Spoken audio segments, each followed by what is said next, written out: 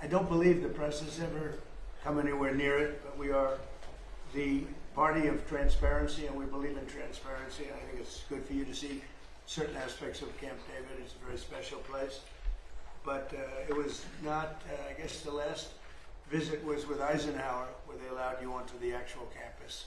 And it's a long time ago, but never into this room. I want to thank all of you for being here. And again, this is a cabinet meeting. It's open. We have done a lot of open cabinet meetings, and I feel it works out very well. Everybody can ask certain questions. We'll let you talk about certain things we can't answer because they're ongoing and very important. But this is one of the most talented teams ever to serve the United States and in the United States government. This is a talented group of people. Let's see, I'll go one after another. Yeah, it's a couple of steps, but that's okay. It's an amazing group, and America is safer and stronger and far more successful than it was 2 years ago, and I think, frankly, that it ever was. I don't think it's ever been anything like this. We're building more factories and plants in this country than we've ever built before.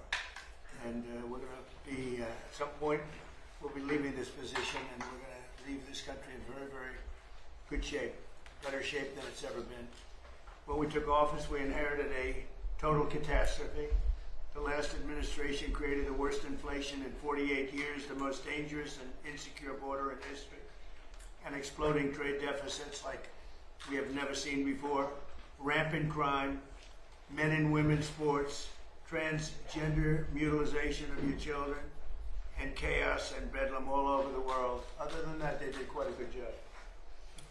In less than 18 months, we've turned around 4 years of disaster. We now have the strongest border in American history. We went from the worst border, I believe, of any country in history. 25 million people came through in 4 years. And these are people that, in many cases, you don't want. They were murderers, they were drug dealers, they were people that you do not want. But now we have the strongest border in American history, and for the last 15 months, the report just came out again, we've had no people coming in through our southern border, zero.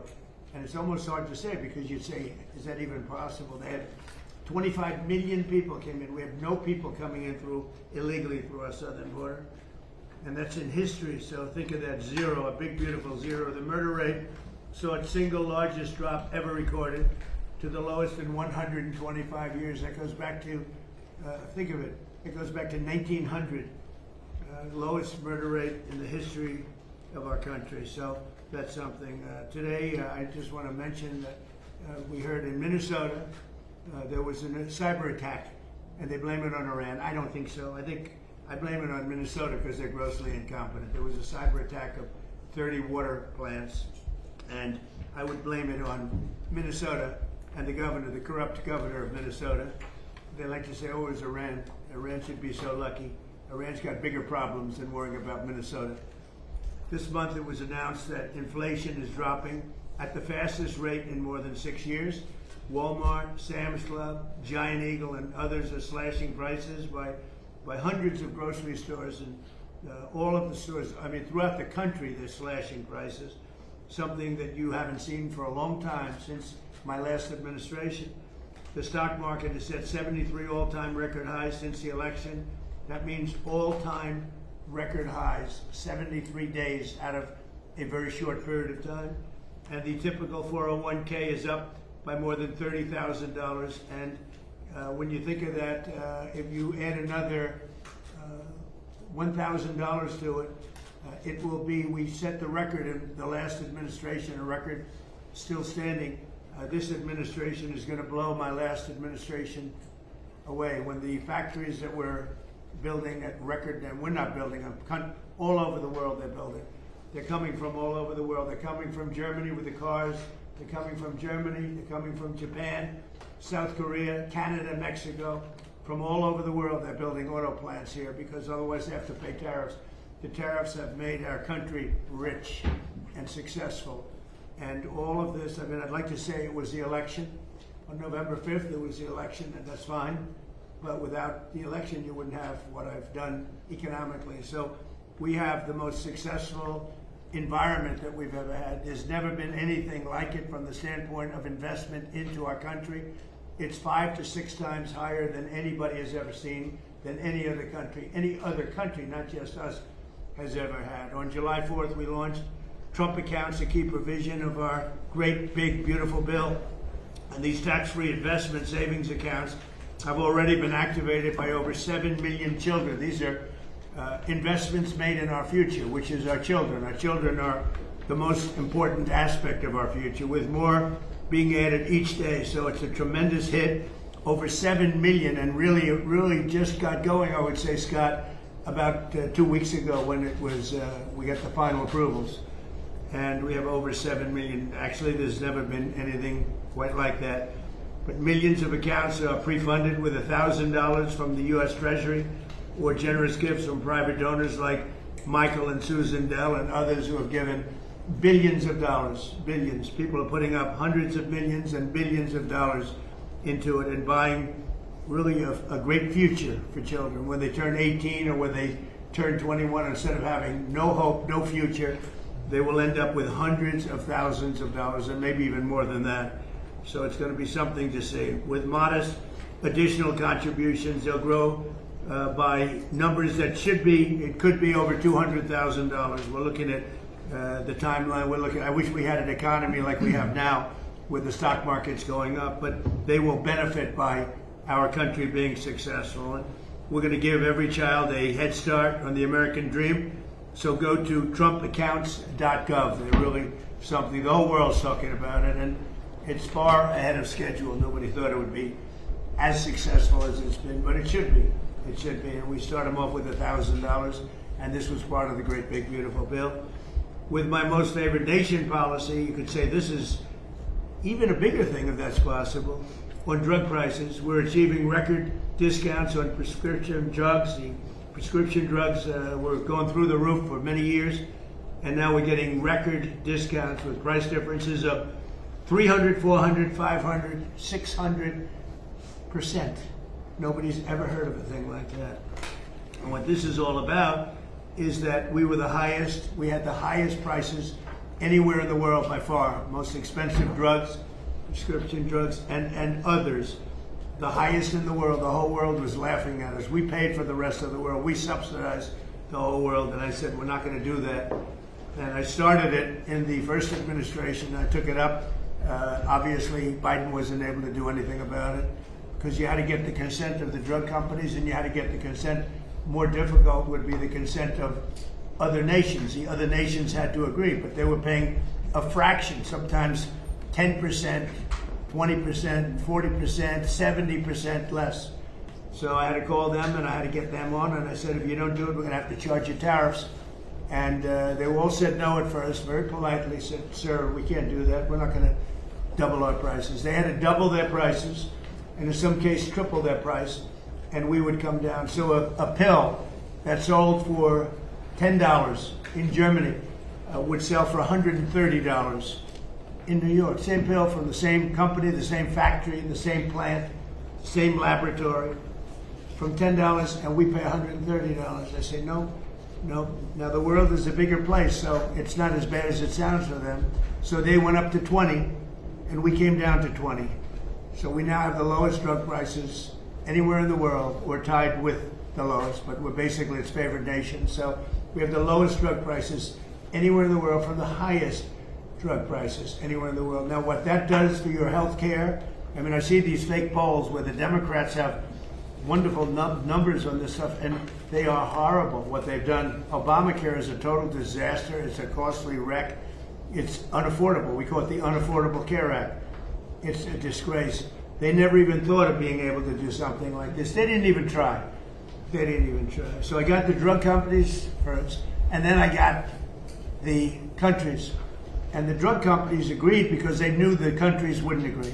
And when I called Germany, France, when I called the UK, when I called all of these countries, I said, you got to do it. It's unfair. We're paying 10 times more than you're paying for the same drug. You can't do this.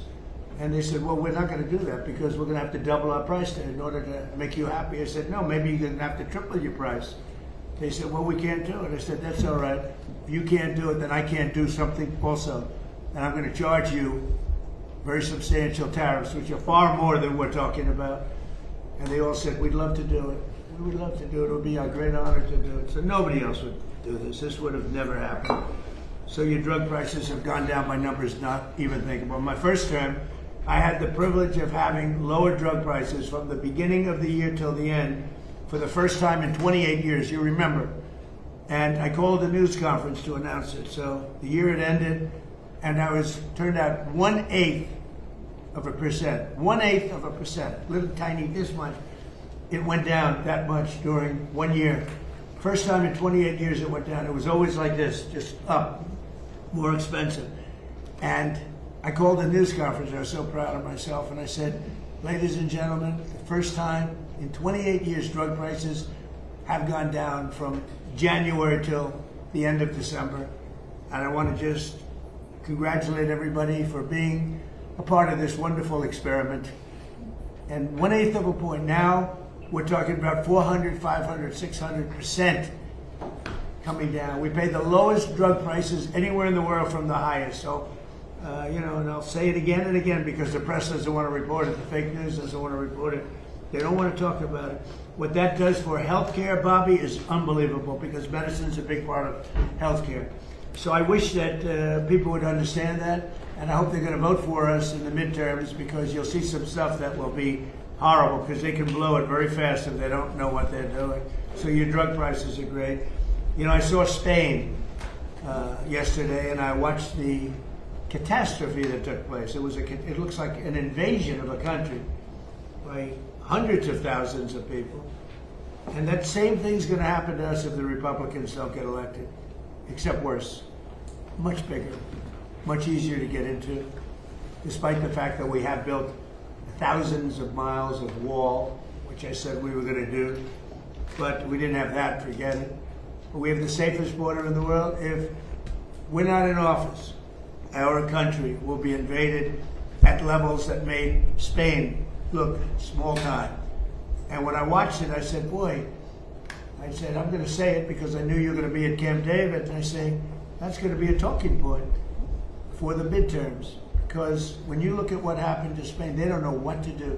And it's happening again today. They're coming in by the tens of thousands. They're just invading the country.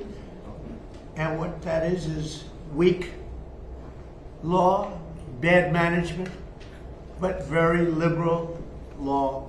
They passed a couple of laws, and people read. People are smart. They read from other countries, and they swam that 3-mile swim or however they got in, but nobody's seen anything like it. That will look good compared to what's going to happen to the United States. The biggest thing, the worst thing that Biden did is allowing 25 million people into our country, because many of those people are criminals. They're murderers. A lot of them, 11,888. A lot of them are gone now. We got them out. But they allowed people to come into this country that you can't allow to come into a country. We're also making an unprecedented investment in the United States Armed Forces, where we're doing great. And we rebuilt the armed forces. We rebuilt our military in my first term. But we are doing great with our military. They spent a lot of money in our military. They gave away $300 billion worth of ammo and everything else in Biden's term, but we're building it up fast, and we just have a great military. That's all there is to it. But we rebuilt it in my first term, and we're using it in my second term with Venezuela and other places, and Iran now. Iran is doing very poorly. Just in case you read incorrect stories, they're doing very, very poorly. They're having a hard time. They've been very dishonest. They've been very dishonorable to deal with. But that makes no difference. They're doing very, very poorly. We're also making that investment and looking forward to getting $1.5 trillion next year. And people see now how important it is. We want to keep a safe country. We have to keep a safe country. And the good news is all of that equipment is made in the USA. So we're making it here. It's jobs. And each one of our defense groups are building literally at least 4 new massive plants as we speak, because we want them to move faster. We have the best equipment in the world, but we want them to move faster. We don't want to wait a year or a year and a half. We want to wait a week, maybe. So that's happening, and I think the results are very good. They're building at levels that nobody's ever seen before.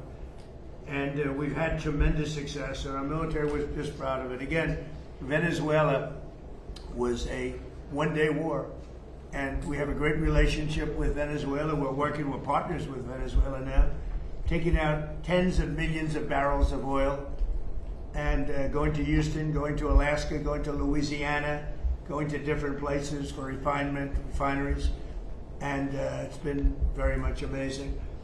The administration has done more in 18 months than most administrations have done in 8 years if you had a two-termer. We've done more in 18 months than anyone's ever seen before. Nobody's ever seen. This is the golden age of America.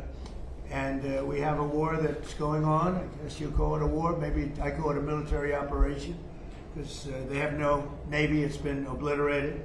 Their Air Force has been obliterated. They have no planes. Their missiles have been largely, they have some left. They have some, but they have far fewer than they had 4 or 5 months ago. Their manufacturing capacity is almost gone. The drone capacity is almost gone. There are very few, but they have some. If they have one, that's too many as far as I'm concerned. But we've done an amazing job with Venezuela. We've done an amazing job here. We're in there for 5 months, and I know people like to say, because we've done a much bigger job, much more important job than we originally anticipated. So we're in there for 5 months, and if you look at Vietnam, they were in there for 20 years. You look at Afghanistan, they were in there for many years. You look at any one of the wars, Korea, any one of them, they're in there for many years. We're in for 5 months, and we have obliterated their military capacity. Again, they've got some left, but soon they won't have some left. So I just want to thank everybody around this table. You've been very special. I want to thank a lot of the media people, because many of you have been very, very fair and that's one of the reasons you're here, frankly. But you've been very fair. You've covered me this time, much more fairly, I think, than the first term. The first term was a great success. We had the greatest economy in history in the first term, and this term is going to blow it away. I think this term is going to actually blow it away. So it's an honor to have you, and I'd like to ask our great Vice President, J.D. Vance, to say a few words, followed by Marco and Pete and Scott and Bobby Kennedy. Okay? Thank you very much, everybody. Please, J.D. Well, great. Thanks, Mr. President. First of all, thanks for having us at this historical and beautiful place. And it's an honor to be on the team, an honor to be able to work on fraud, which is what I want to talk about today, though I know we have a lot of things going on. This has been an amazing team, from Kelly Loeffler at SBA, to Doug at the VA, to Todd and Bobby Kennedy. This really has required a whole of administration approach to try to tackle fraud. There are a few things that I want to talk about and celebrate. The first is that just since the beginning of the fraud task force that I started under the President's leadership and direction, we have identified $230 billion of fraud that's being perpetrated against the American people, and we have halted already $56 billion of that. It's sometimes hard. Once the money has already gone out the door, it's hard to get it back, but stopping it from going out the door is how we save the American people. $56 billion, and of course we're going to keep on working on that. Just today, Mr. President, we will announce 17 new anti-fraud actions that will total about $1/3 of $1 billion, and that's added to the $230 billion that we've already uncovered. And I want to just talk for the benefit of the American people about why do we care so much about this? Because what I always try to remind people is that fraud has two victims. So to give one concrete example, there is a program that is administered by Medicaid, and that program ensures that low-income moms and low-income babies have access to neonatal care. Now, I think most Americans probably share my view that this is one of the great things about the United States of America, that if we see a baby and we see a young mother that requires help, we help our fellow Americans. That's a good thing. It's something that we should be proud of. And yet, there is a program that has defrauded the moms and the babies who benefit from these. You've gotten people who've gotten rich by setting up false companies that are providing false services. So who loses in that equation? Number one, of course, is the American taxpayer that is $230 billion poorer because of the fraud that this country has let go on. But I actually think most importantly is that we've seen that program run out of money. So we've seen moms and babies unable to access the health care that they need because the fraudsters have gotten rich. That is a disgrace. And until the president ordered us to stop it, no one was doing anything about it. So we've made a lot of progress, Mr. President, in just under a year, but we're going to keep on working at it because we believe the American people deserve to have their money spent as you and the Congress have directed it. There's big numbers you're finding, tremendous numbers. They look like Elliot Ness. Does anybody know who Elliot Ness is? They look like that group of people you have lined up behind you. They're doing a great job. Yes, sir. Billions, think of, not millions, billions of dollars is being recovered. Billions. And you haven't seen anything yet. We have things happening that people aren't going to believe. The level of corruption and fraud that took place under the Biden administration was unprecedented. And Minnesota, California, Maine, believe it or not. You know, you think of Maine as this wonderful place. Yep. It's the level of corruption is incredible, all over the place. So, great job. Thank you very much. Thank you, sir. Okay, please. Oh, my turn. Well, first of all, thank you for bringing us out here. I got the chance to drive for the first time in a year and a half, which is the golf cart. It was fun. It was great. And so just a couple points that we all know. We've followed in the news, obviously, the events in the Middle East, and others here can talk about that. Not that they're not important, but there's some other issues happening around the world, Mr. President, that you've shown great leadership in that have not gotten nearly as much attention. I think they deserve a mention today. The first is the International Criminal Court is an illegitimate international organization that, frankly, illegitimate. They've made themselves illegitimate because they claim that even if you're not a member of that court, they can come after you. And what that literally means in the future is that American servicemen, political leaders, and others could find themselves under indictment by this International Criminal Court. If you want to know a little bit about it, Jack Smith used to work there. These are the people that think they can go out and basically indict any world leader and haul them into The Hague. So we tried to get them to reform and listen to us. They wouldn't do it. They're very arrogant. We've now begun an effort to really try to bring that court to heel. By the way, there's no information that they're after me. It could happen. But just so you know, just keep talking about it and saying that means that maybe he's not trying to defend me. He is trying to defend Bibi and various other people. But there are many people that shouldn't be looked at that way. But there is no indication that I'm one of them at this moment. Well, and I actually think the people who are in biggest danger in our system are servicemen, people in uniform. That they'll try to go out for the rest of their lives, will not be able to travel anywhere in the world with their families because they could be arrested on one of these. Imagine, you're a soldier, you fought in a war, and 20 years later they try to come grab you. So this is a big problem. So we've had dozens of countries already join us in this effort. Since we started 2 weeks ago, 5 countries have already quit the ICC and notified them that they're leaving, and we think there'll be more. The second thing is we had an unprecedented ministerial. 60 countries came to Washington and were a part of an effort where we were shedding light on far-left terrorism and violence. You know, if a bomb goes off somewhere and it's tied to some right-wing group or what I don't consider neo-Nazis right-wing, I consider them Nazis, right? But you're going to get a lot of attention on that. But if it's a leftist group, an Antifa group, they get no coverage, or they ignore the ideological spin and the ideological reason behind it. So we got 60 countries came up here and hopefully creating a strong coalition to go after far left violent terrorism. Go after it and call it by name. I think we're building a very strong coalition there. We've had some successes in the Middle East, Mr. President. As you know, in the diplomatic front, the deal with Lebanon and Israel is unprecedented. President Ayoun was here a week ago. I think that was the first visit by a Lebanese president in over 30 some odd years. In fact, this is the first time the Israelis and the Lebanese government have spoken at the official level in close to 30 years. And that was thanks to your leadership. A lot of work to be done to keep that peace and build on it, but it's a real achievable. And of course, as you announced last night, Mr. President, this disarmament deal that you brought about with Steve and Jared's work on Hamas is another big step as well. It's something a lot of people thought would never happen. It needs to happen, but the fact they've even agreed to it is a real achievable. Last point is on the Western Hemisphere. For the first time in 15, 20 years, the overwhelming majority of the countries in the Western Hemisphere are now led by pro-American leaders and pro-American governments. It's an extraordinary achievement, all of it happening through virtually every election that's happened in the Western Hemisphere since you were elected president has elected someone who is pro-American.